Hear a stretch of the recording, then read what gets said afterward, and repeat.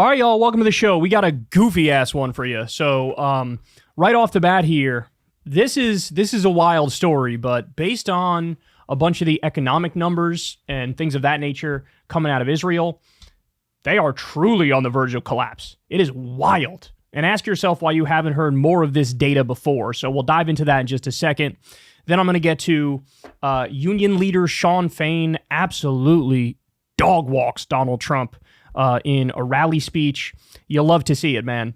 All the facts are coming to light about how horrible Donald Trump was for labor in this country.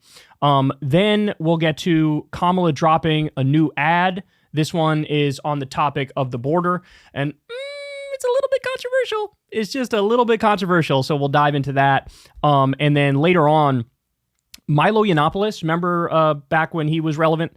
Well, he was Kanye West's chief of staff when Kanye ran for president for like 7.5 seconds.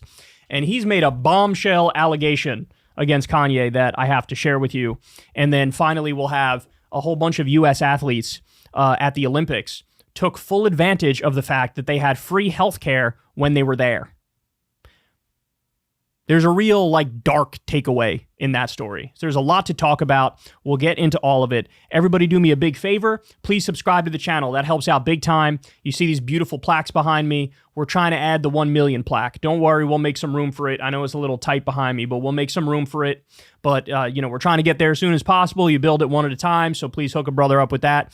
And thank you to everybody who supports this channel on Patreon. Remember, I don't ever talk to any advertisers ever. I'm one of the few people in this realm that does that, and I do it for a very specific reason. I don't want to have any weird conflicts of interest or pressure from outside folks.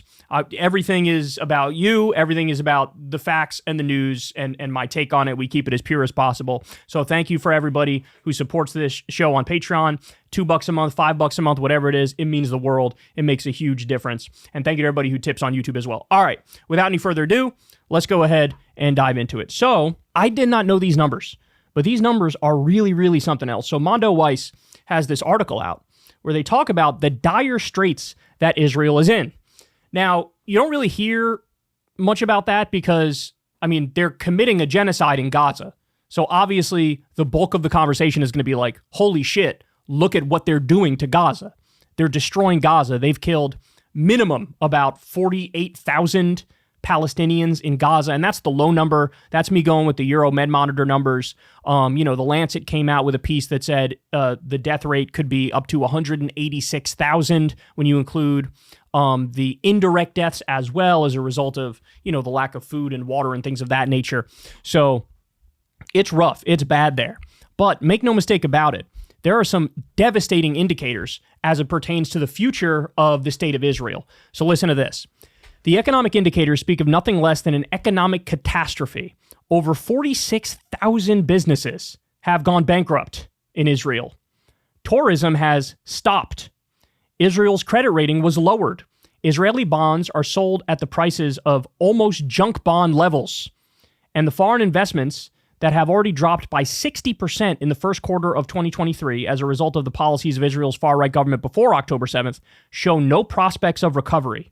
The majority of the money invested in Israeli investment funds was diverted to investments abroad because Israelis do not want their own pension funds and insurance funds or their own savings to be tied to the fate of the state of Israel. This has caused a surprising stability in the Israeli stock market because funds invested in foreign stocks and bonds generated profit in foreign currency, which was multiplied by the rise in the exchange rate between foreign currencies and the Israeli shekel. But then Intel scuttled a $25 billion investment plan in Israel, the biggest BDS victory ever. These are all financial indicators, but the crisis strikes deeper at the meaning of production of the Israeli economy. Israel's power grid, which has largely switched to natural gas, still depends on coal to supply demand. The biggest supplier of coal to Israel is Colombia, which announced that it would suspend coal shipments to Israel as long as the genocide was ongoing. After Colombia, the next two biggest suppliers are South Africa and Russia.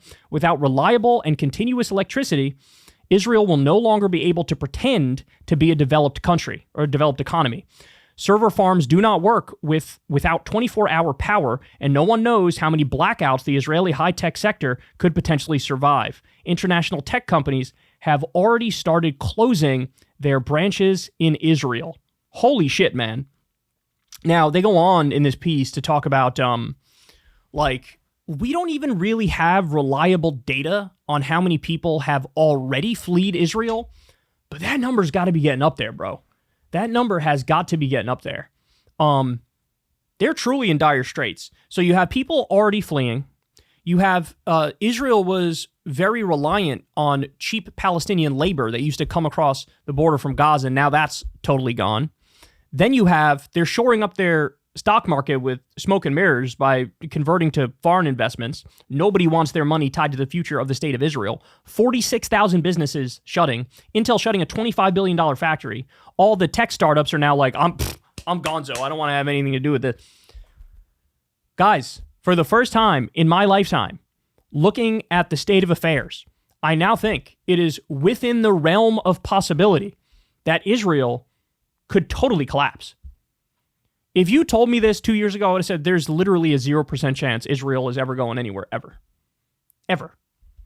But it turns out, when you piss off the entire world, and look at the numbers. Go look at the most recent UN vote, right? I mean, it's the overwhelming majority of countries in the world. Over 90% of the countries in the world say, we want to recognize Palestine and we want to recognize them along the 1967 borders. Now you have other countries totally cutting off trade with Israel, like, Colombia was a big one here, but then you also have Turkey's making a whole bunch of noise. Other countries are making a whole bunch of noise. Like, they are so internationally isolated. And at the same time, they host a vote that goes, I think the number was 68-6 in the Knesset, where they said, we don't want to give Palestine a state ever. So they're currently carpet bombing innocent people on a regular basis. They've destroyed, by some estimates, up to 70% of the buildings in Gaza. And what do they think is going to happen from here on out? Is the world just going to pretend like this never happened and move on and start trading with Israel again? Right? What are the long-term consequences of what Israel is doing here? And the answer is those long-term consequences might be devastating for the state of Israel. There will never be another time where they could just go back to the status quo, right? Where they could just go back to everybody treat us like you were treating us. We'll go back to occupying the Palestinians permanently. Netanyahu may have, in his infinite hubris, dealt a death blow to Israel in the long run because he was hell-bent on committing a genocide and doing an ethnic cleansing.